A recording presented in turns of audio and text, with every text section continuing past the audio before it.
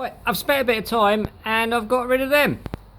I don't mind them, they're pretty cool looking, but they're a little bit too vintage looking for my likes, and they're a bit bulky. So I've tidied it up, I've put a smaller rear fender on, and I've made a short stubby one for the front here, look, see?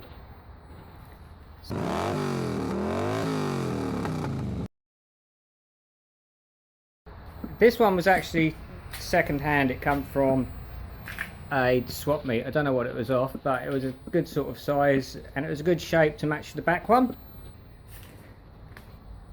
which is just a universal mudguard. As you can see, it's tidied it up a whole lot. It's a lot shorter, but it's not stupidly short, which I'd like to do, but here in Queensland the law's a little bit strict and you don't normally get away with that sort of thing. I've managed to keep the rear light, the standard light, and I've managed to rubber mount it how it was. The number plate's rubber mounted as well, but I really like the rear light. I've got some different indicators on, which are the same size as the original ones. I actually thought they were smaller. I might get some smaller ones, but they've tidied it up a little bit.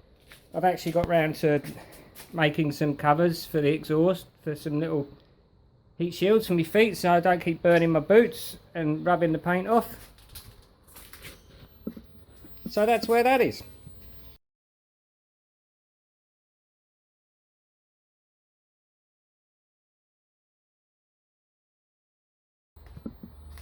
I've gone for bolts to actually hold it on. I could have welded it to clean it up a bit, but I thought they looked quite cool. And it is a little bit high, I might make it a little bit lower than what it is. But the bolts match the bolts I've got on the exhaust.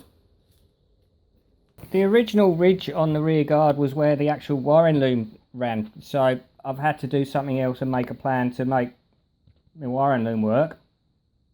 Also, I've kept the original hoop what goes over the top of the rear guard, and because I brought it back further it sits higher, so I've had to make some more mounts for that.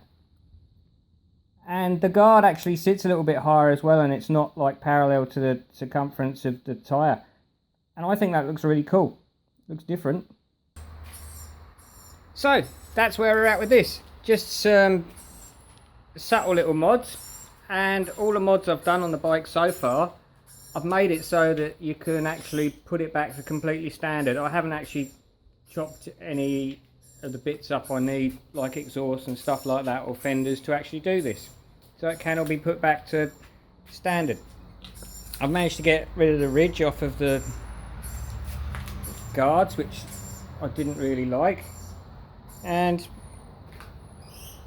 first glance you wouldn't really notice it, but it is subtly different.